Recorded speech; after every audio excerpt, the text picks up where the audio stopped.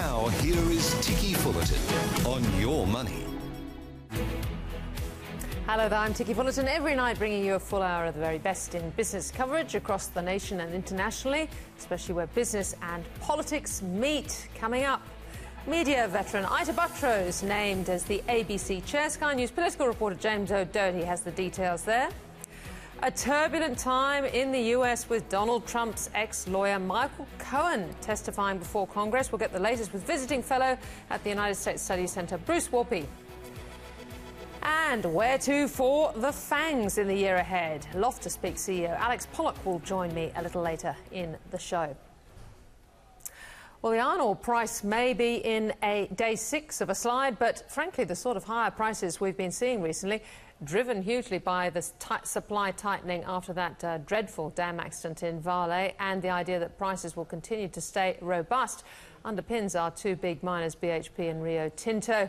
And, of course, the upcoming budget. Well, straight after his result, I spoke with Rio Tinto CEO JS Jacques from London, who announced a profit that beat the market on underlying earnings and a cash splash for investors that took returns to $13.5 billion for the year.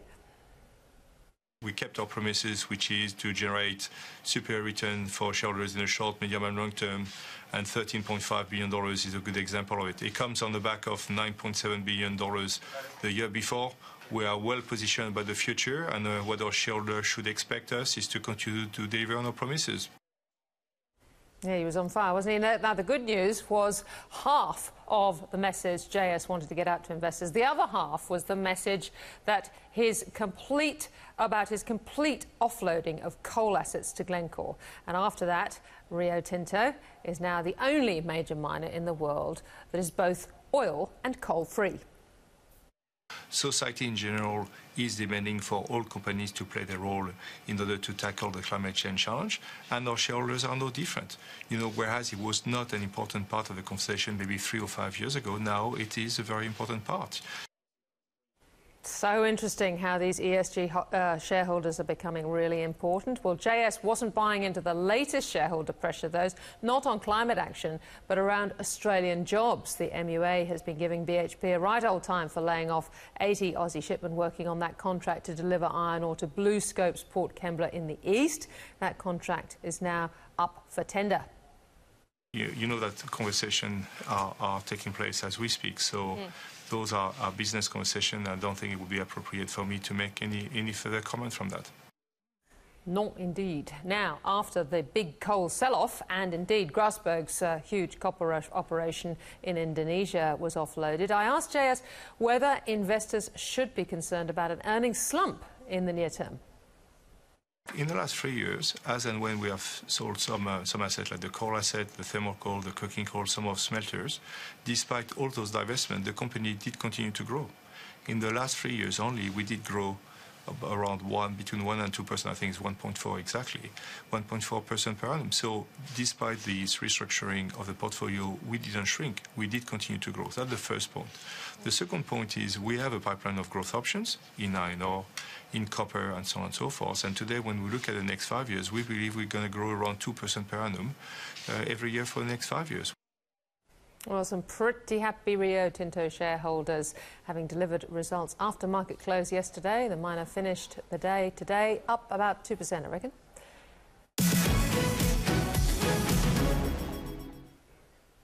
Well, in big news for the ABC, Ita Buttrose has been named the new chair of ANTI after a 5-month search to fill the role. The Prime Minister describing Ms Buttrose as someone who will put viewers first, a quality he says the ABC needs. For more, I'm joined by Sky News political reporter James O'Doherty, who joins me live from Canberra. Now, John, everyone can trust Ita, can't they? Well, yes, that's right. That seems to be what the Prime Minister was saying and what people have been saying since. Look, you'd have to think that this was one of the KPIs for the Prime Minister in selecting a new chair of ANTI, and Ita seems to tick all the boxes, with everyone seemingly happy with that appointment. And look, we probably should be. She's got a vast amount of media experience. She's a very trustworthy person in the national psyche, and she's had experience running media organisations, Clio magazine, the Women's Weekly and the Daily Telegraph, to name a few. Interestingly, Ita Buttrose was fairly frank in her assessment of what exactly her most important role will be at the ABC. In my role as chair, I think my most important role is to restore stability to the management of the organisation, to reassure the staff that life will go on as usual, and to reassure the board, who's also been through a period of unrest, that it's time to get the ABC functioning again with proper, stable management and good, frank discussion between the chair and whoever is the managing director. Labor has supported Ita Buttrose in her role as incoming chair, but Labor has asked some questions about the independence of that appointment process. We know that the government appointed an independent nominations panel to make a short list of candidates for the ABC chair. There were no women on that shortlist, interestingly enough. The government seems to have thrown that away and chosen Ita Buttrose off their own bat and put that to Cabinet, now has agreed on that and now will take to the Governor-General. Also, Ita Buttrose has previously been linked with the Liberal Party, so some questions about the independence of that appointment. The Prime Minister today insisting that he has followed all of the rules, Ticky. Right. Well, look, very interesting because, again, Labor was not criticising Ita. They can't do that. She's a household name. She's obviously very popular out there in punter land, but no criticising the process. Interestingly, though, Bill Shorten had another quite big announcement today from over west around national security. Yes, this is an interesting one, Ticky. Bill Shorten wants to build fuel tanks around the country, tank farms, to increase our stock take of fuel and petrol. This comes because Australia only has 50 days' worth of fuel in various forms around the country. So if imports of fuel were cut off, we'd only last 50 days with our current supplies in the country. Now, last year, Parliament's powerful Intelligence and Security Committee recommended that the short amount of fuel that we have stock take in Australia should be listed as a national security issue because of increasing tensions elsewhere around the world in places where fuel is produced and exported. Now Bill Shorten wants to build these tank farms to increase the supply. Right. I mean, I do know people like Julian Siegel at Caltex have long argued that this is a fallacious argument, but equally, I suppose it also involves having a few ships knocking around Australia, delivering fuel and everything else, with a few Aussie workers on board, one would think. Yes, that's right, and that's what Bill Shorten was doing there over in the West today, pledging to increase the number of Australian ships and Australian workers on those ships around the country. This has been a big part of Bill Shorten's jobs pitch over in the West, in the shipping parts of the world, of Australia. So that was what Bill Shorten has been doing today, Ticky. All right, well, ticks a lot of boxes for him, I'm sure. James O'Doherty, thank you very much.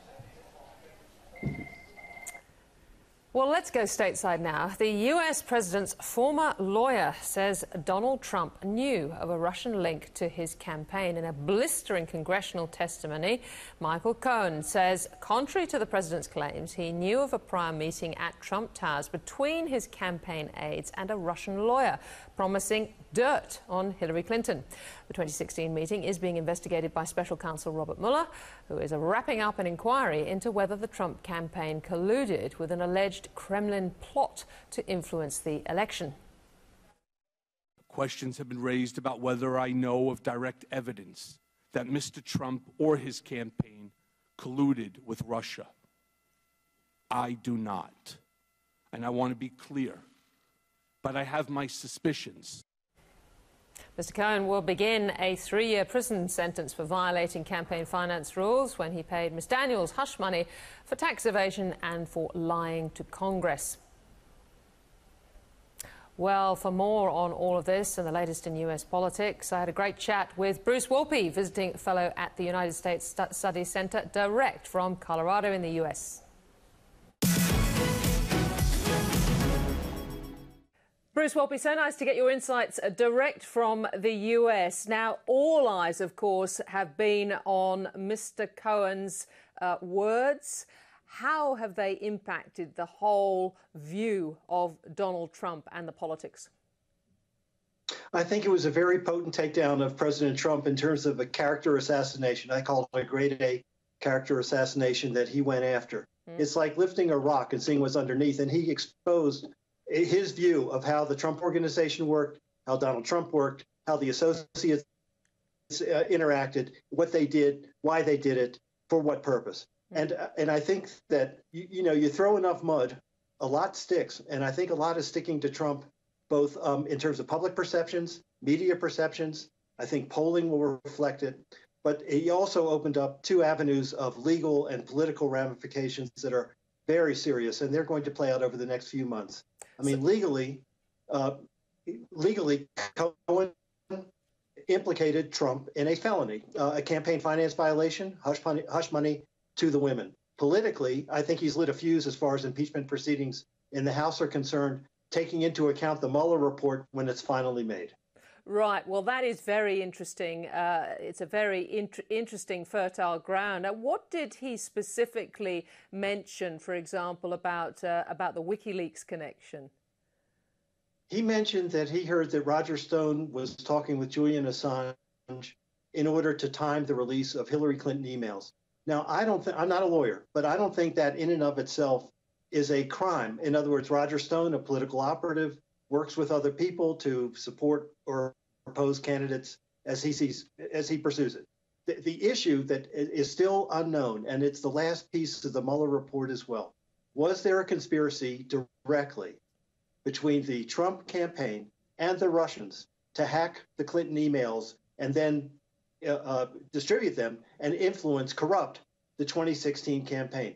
Cohen did not go that far. He says he only talks about he knows that Roger Stone talked to Assange.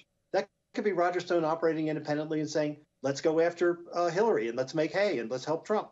So it's that last piece which is so important, and that's going to be the final cornerstone, along with the case of whether there was obstruction of justice. Those are the two pillars in the Mueller report. So the final chapter is yet to be written, and I think, and there are whispers in Washington, well, there always are, right, Ticky? Yeah.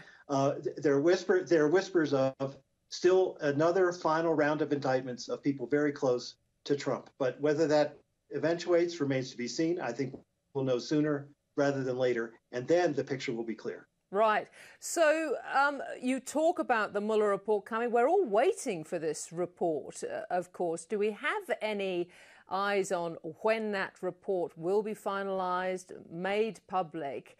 And what do you think the chances are that it might lead to impeachment? As you know, there was extensive reporting last week that the report was to be issued this week. That may have been the case.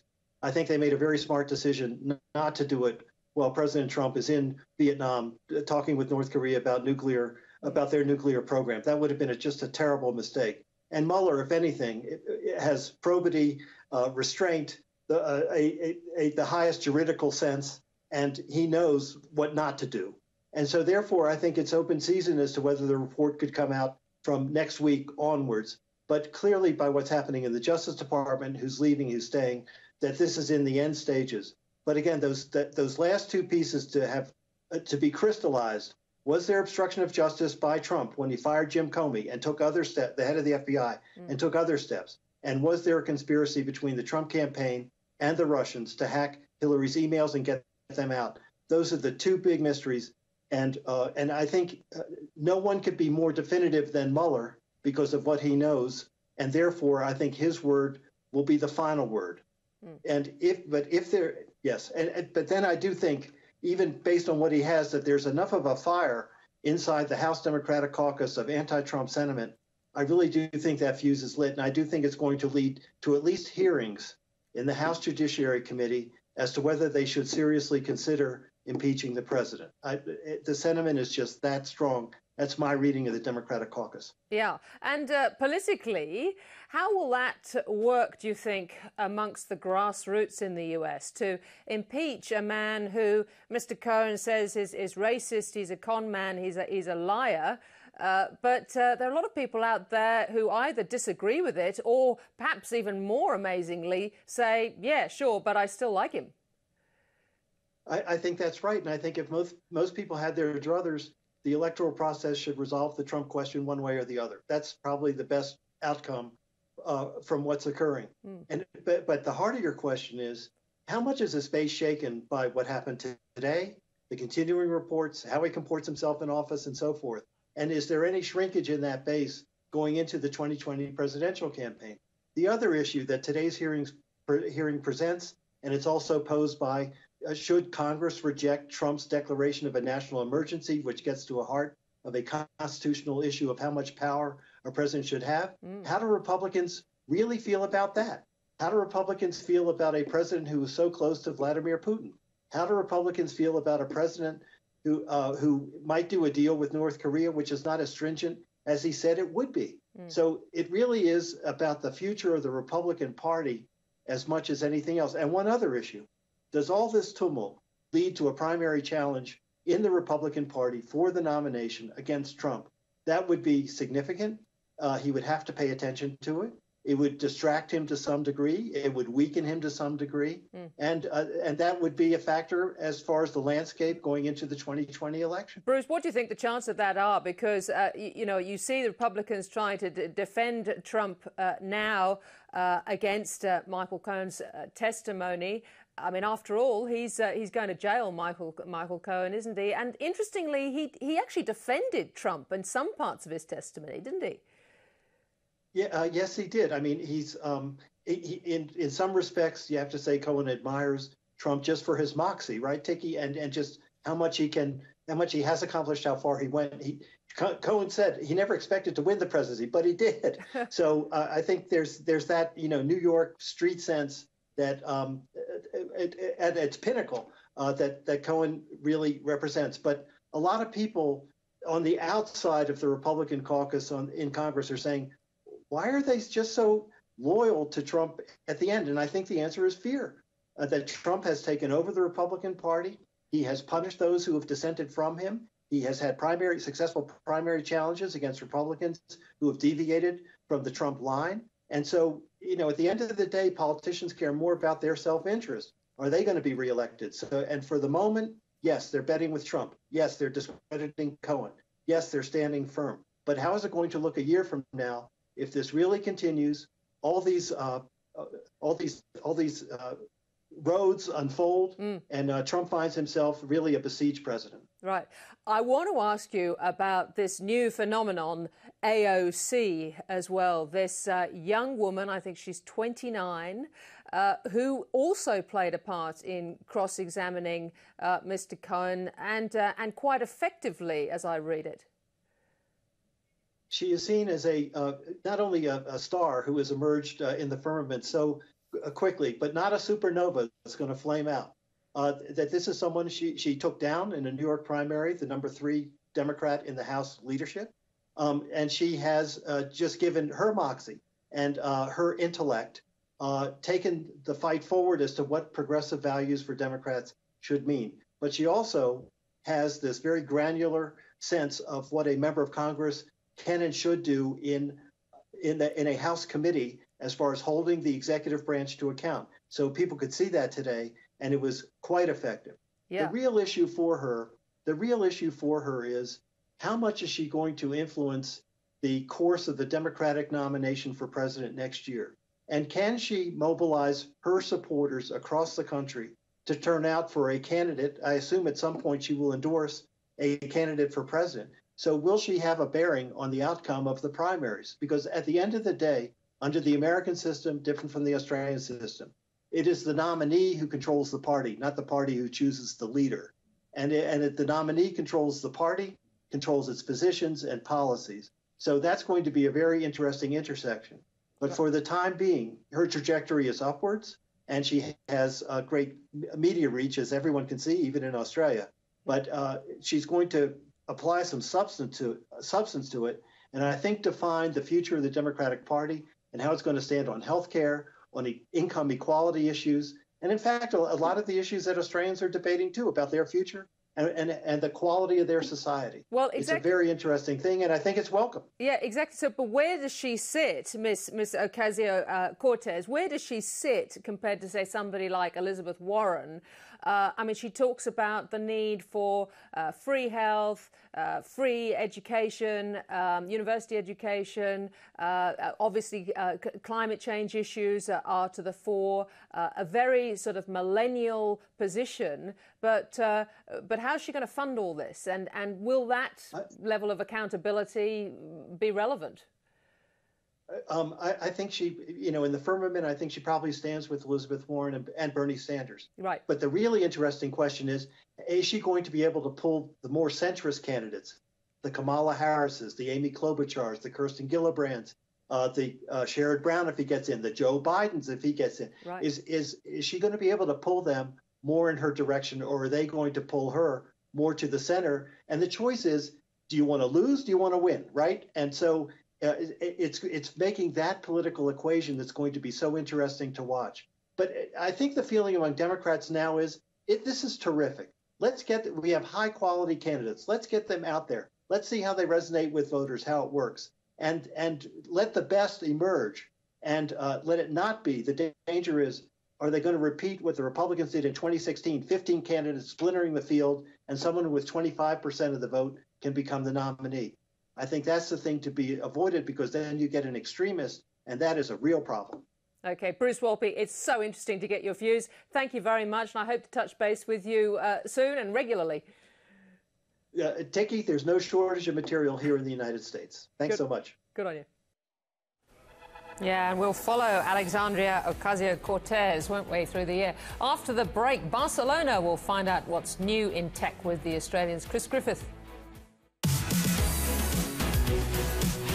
You're watching Ticky on Your Money. Well, have there ever been so many new gadgets at the Mobile World Congress in Barcelona on pretty much all this week?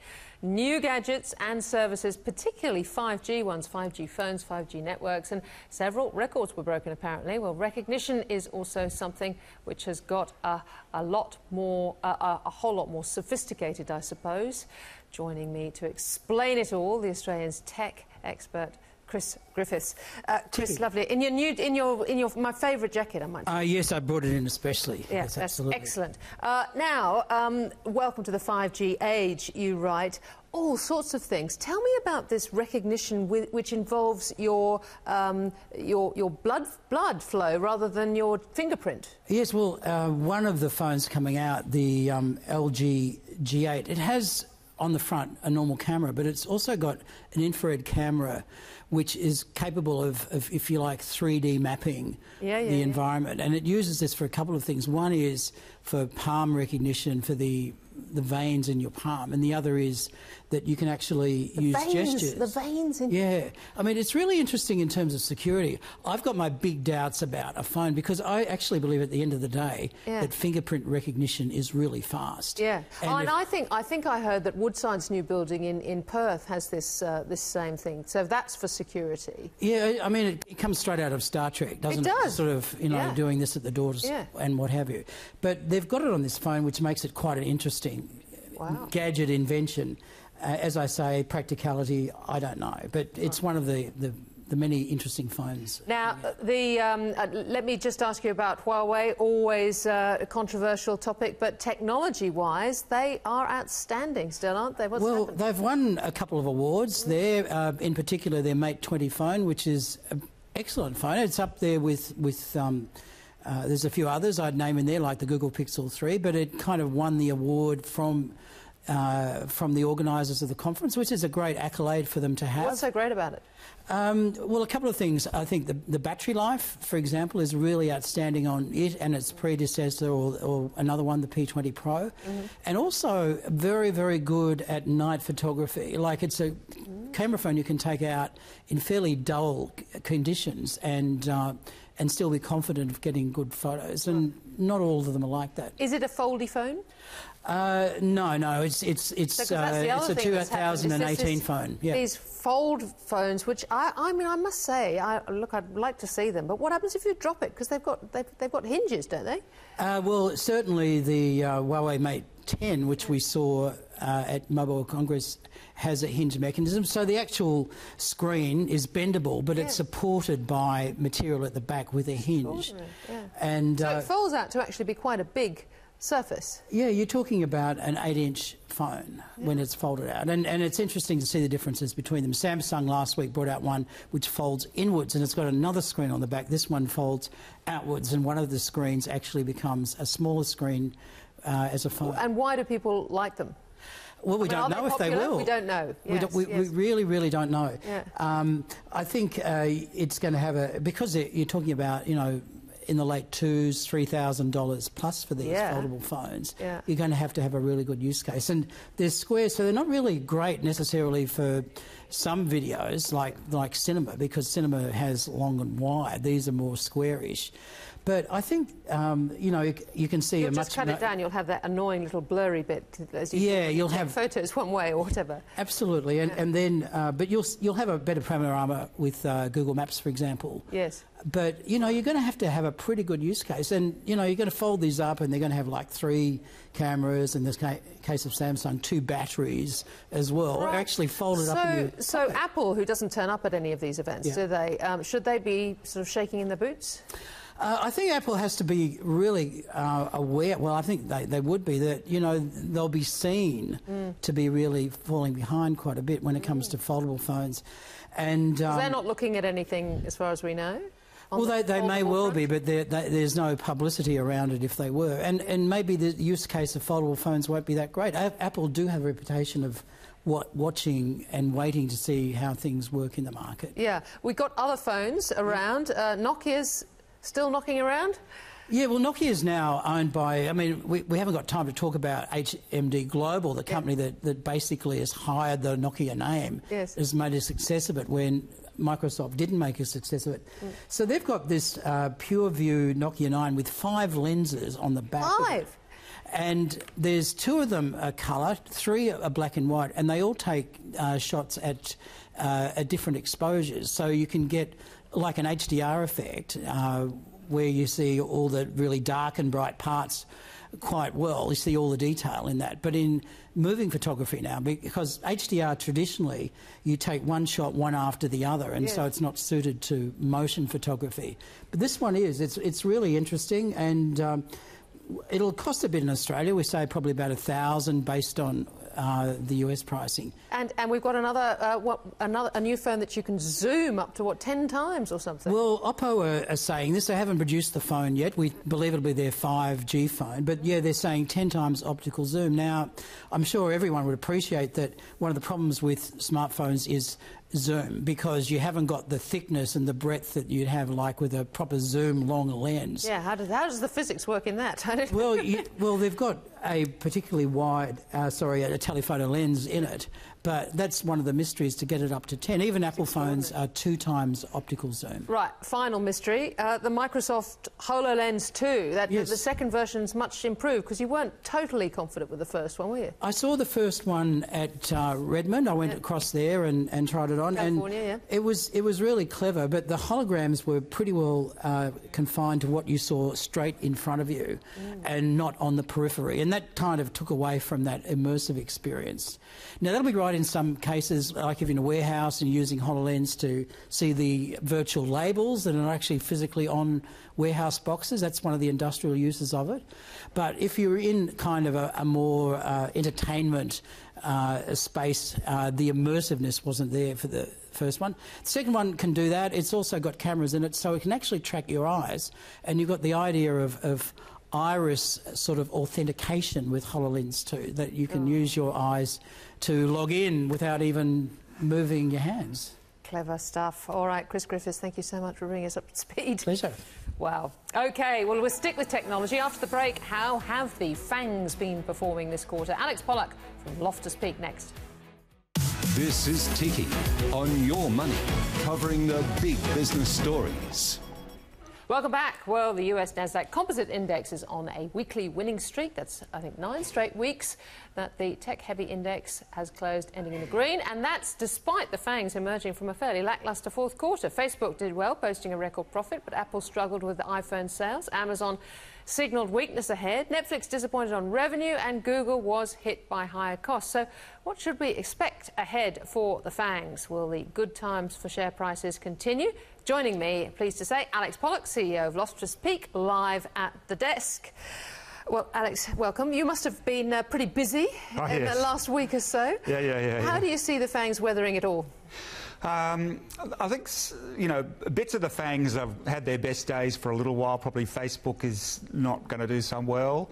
I'm very optimistic about what Apple's doing. And the move that they are making away from being a hardware company into being a services company is actually really, really significant. I don't know whether this was generally picked up, but a couple of weeks ago they said they were putting their Apple Music onto a rival platform, Amazon, which signals a whole shift by the company. Yeah, and so servicing the individual consumer. We're not talking about businesses necessarily. We're talking about the individual. Oh yes, servicing the individual consumer in health, in payments, in music, in television.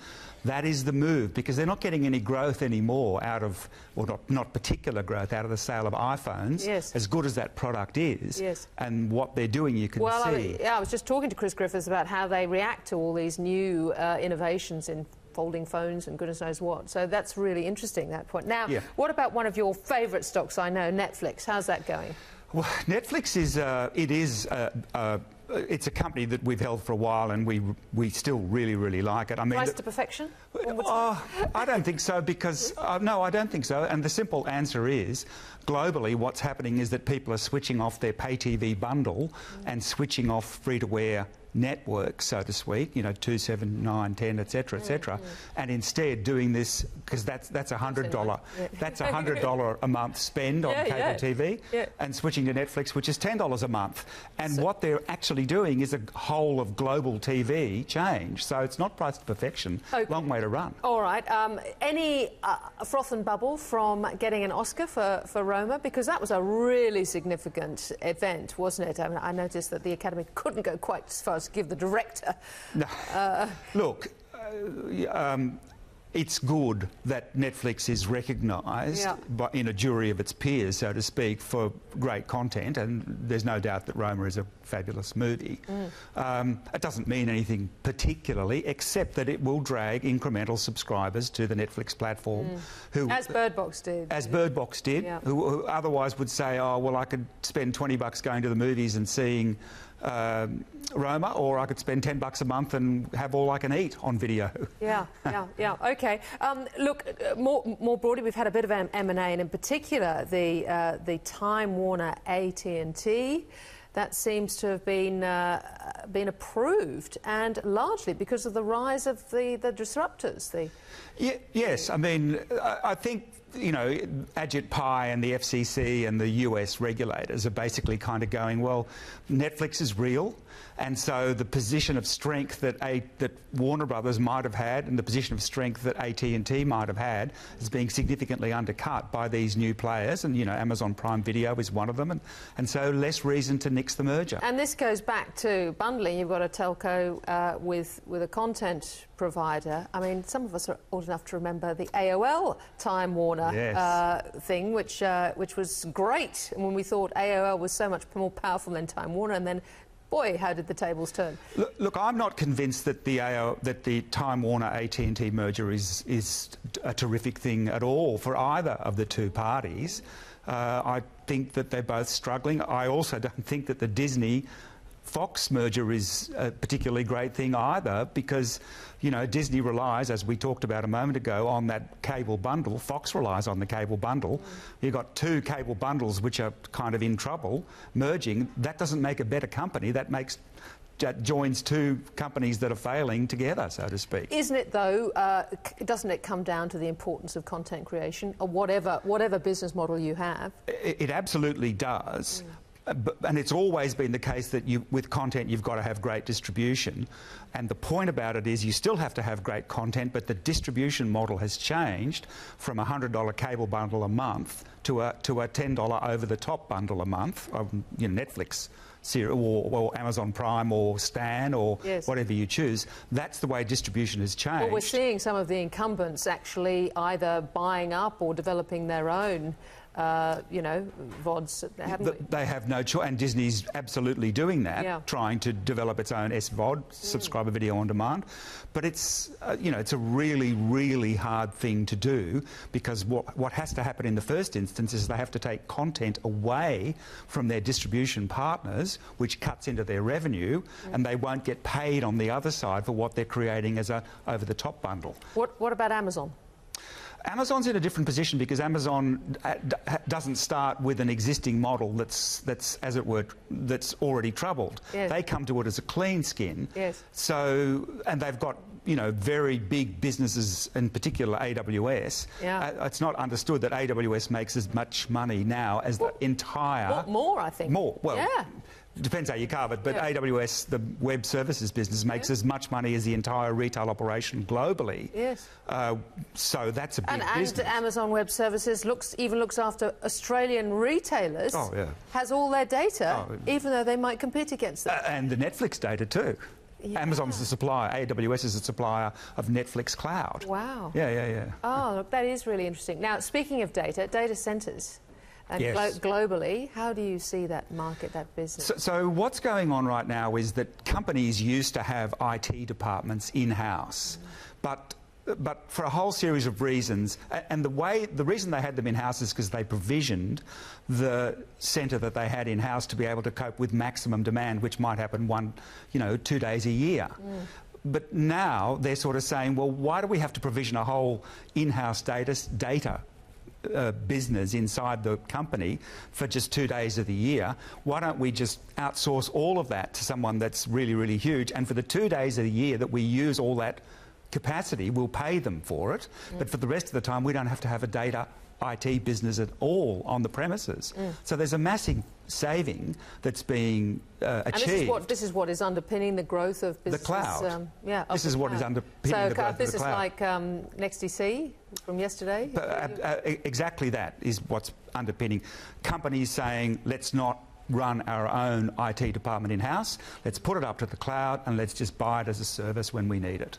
And with big bandwidth, which is what you've had, which is what 4G and cable in the ground and fibre in the ground is all about, delivery is instantaneous, so the lag goes and it's all doable.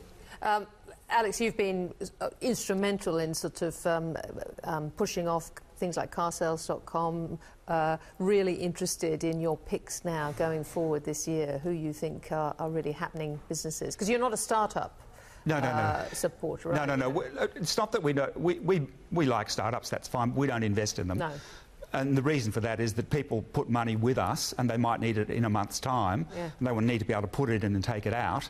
And a startup time frame can be 5 or 6 or 7 years. So it's not that we don't believe in them. It's just that for the people that invest with us, they might need the money, and they need to be able to get it out. And startups don't give you that liquidity. We've had a lot of success in the last few months on that data.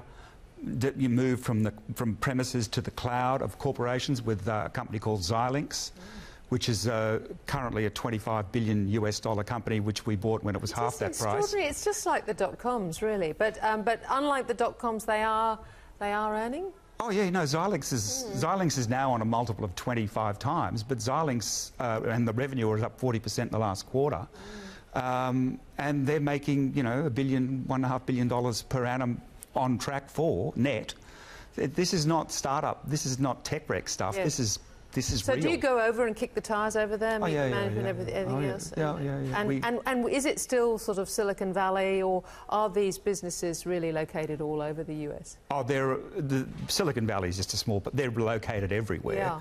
And then Europe as well, and we pick over that market very, very carefully as well. Yes.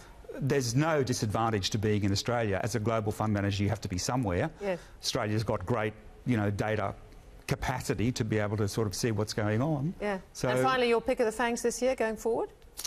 Apple will be the strongest of the fangs this year, in my view. Yes. Probably followed by Netflix. And Microsoft, by the way? Microsoft we've owned since $40. It's now 110. Microsoft is one of the very few companies in the world that has disrupted itself effectively. They converted themselves from being the provider of technology to companies in the premises to being the provider of technology for companies in the cloud. They disrupted themselves. It's an unbelievable success story, the Microsoft success story, and literally on that move from data center in the premises to data center in the cloud, they're right behind that. Alex Pollak. Number 2 with Amazon. So interesting. Thank you very much for all your Ticky. views. Right, well, business investment has been a bright spot on the data docket in Australia. Hooray! With fourth quarter capex figures topping forecasts, easing fears of a slowdown in the economy. Business investment rising 2% in the final 3 months of the year, beating the 1% rise tipped by economists. Comes after a 0.5% drop in the previous quarter, with concerns of a slowdown growing as the RBA changes its policy stance to neutral.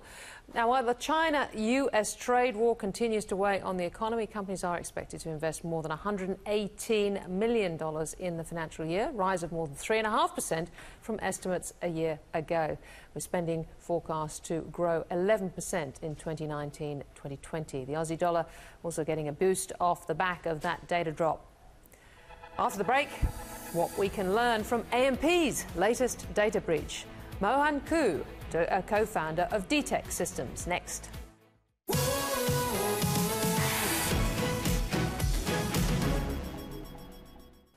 Welcome back, and now to a fascinating story. Earlier this month, Yi Zhang, a 23-year-old Chinese national, pleaded guilty to stealing customer information from AMP whilst working as an IT contractor.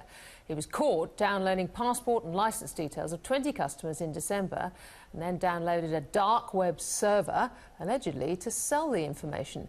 But Zhang had been detected by internal AMP security and was blocked from their systems before being arrested at Sydney Airport in January on his way out of the country. The company that detected Zhang at AMP was Dtex Systems, an IT security operator founded by an Australian, Mohan Koo, who's now operating in the US. Well, he spoke with Your Money Chief Business Reporter Leo Shanahan to discuss the investigation, threats posed by companies, by private and state actors, especially China. Mohan Koo, thanks so much for joining us. Thank you. Now, look, I'm interested in firstly talking about this incident at AMP that you were involved in late last year and early this year. What took place and what was the role of your company, Dtex, in that? Obviously, given the sensitive nature of the incident, I can only really disclose what's already in the public domain. So basically, we helped to detect and discover a foreign national working at AMP who had tried to steal some sensitive data, and he was subsequently picked up at the border and stopped on his way out of the country. A couple of weeks ago, he pled guilty in court, so a very successful situation in terms of AMP's ability to be proactive in the cybersecurity landscape, which is unfortunately not a common situation for a lot of organisations out there, and certainly given that the New South Wales Police and the Australian Federal Police commended AMP cybersecurity team for their efforts. They did a very, very good job, and they had a very sophisticated cybersecurity posture at AMP with some technology, and Dtex plays a role in that platform to be able to detect unusual behaviours or bad behaviours at scale for an organisation. So organisations like AMP and other large organisations don't have the ability to have lots of eyes on glass to be able to see everything that's happening with sensitive and classified and customer data. So it's important to have sophisticated technology that can run analytics against data and see things that's happening at scale across an organisation organisation that has many, many thousands of employees touching all kinds of sensitive customer data, and be able to detect that in real time so that you can catch the horse before it bolts. And in this particular case, that was the situation. So what kind of behaviour was picked up in this instance? What kind of behaviour by this employee was picked up, and what kind of information were they trying to take with them? So, as was mentioned in the news a couple of weeks ago, there was access to Australian driver's licences and passport records from some of AMP's customers. So, highly sensitive data that really shouldn't be leaving the organisation unless it's leaving for authorised purposes. And clearly, this particular individual was doing things with that data that they shouldn't be, and was unusual for somebody in their role. Yeah, was it odd, do you think, that this, from what I understand, was passport and driver's licence information? Was this being sold? Was the plan to on-sell this on the dark web? Would that actually even be a particularly profitable exercise? What do you think was going on here?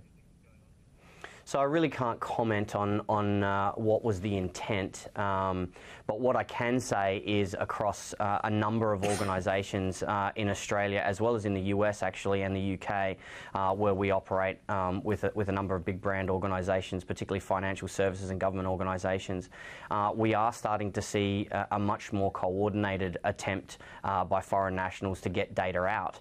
In the days gone by, you know, we would see people trying to get access to sensitive data in order to sell it on the dark web and make personal financial gain. But it certainly seems now that that the coordinated attempts by several foreign nationals are indicating that it's more organised than it used to be, and perhaps not just focused on personal financial gain. So it leaves the mind questioning, you know, what else could it be?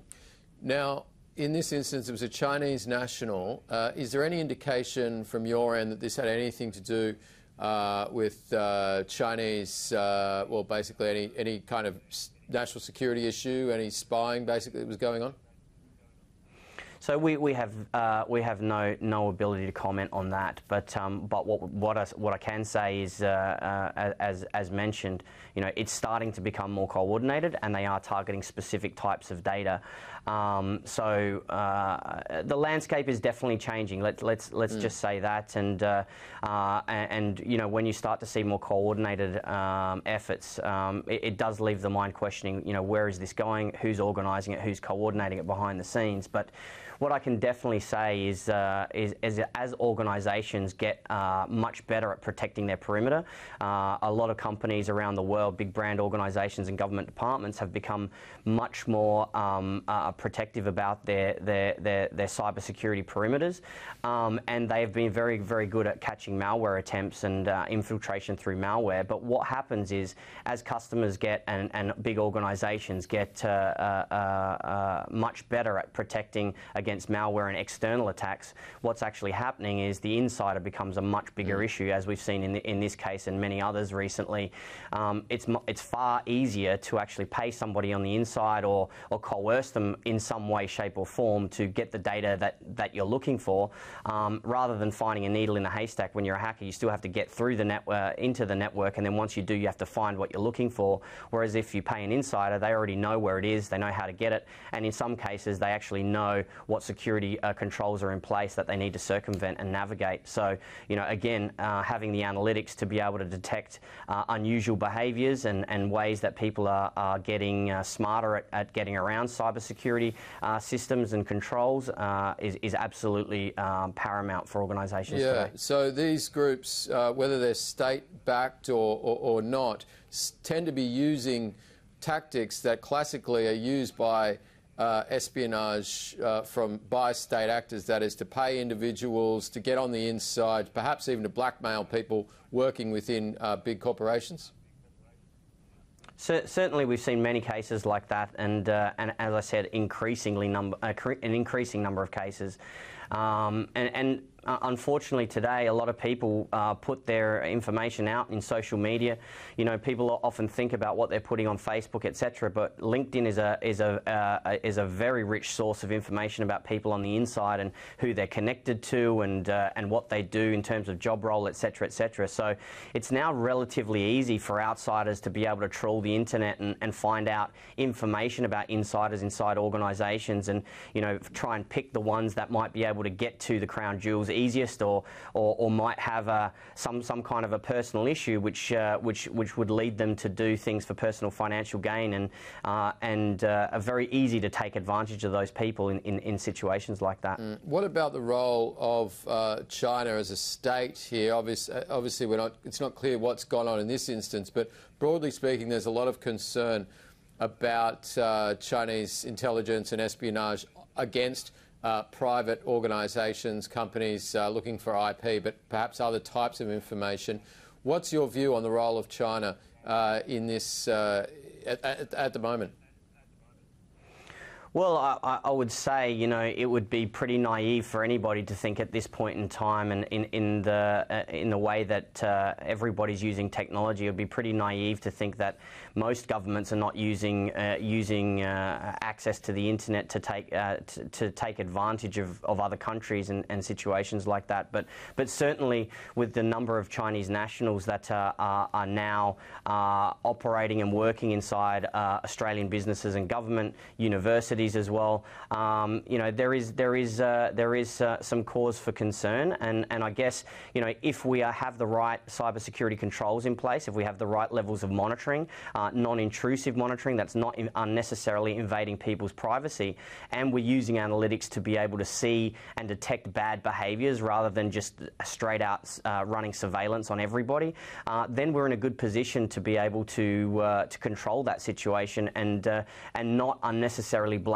anyone, but react very quickly, as AMP did in this particular case. All right, Mohan Koo, this is fascinating stuff, and we'll talk again soon. Thanks so much for joining us. Thank you very much. And that is all for tonight. Thanks for your company.